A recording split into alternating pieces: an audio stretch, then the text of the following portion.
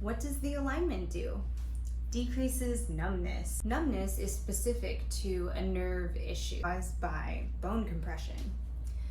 So imagine you get whole hand numbness when you raise your hands above 90. This is compression of your brachial plexus by your first rib.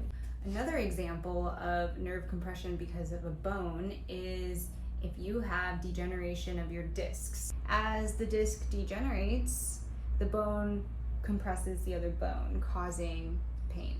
First ribs can be adjusted down by the chiropractor to free up that space in the brachial plexus. The chiropractor can also help prevent degeneration from getting worse.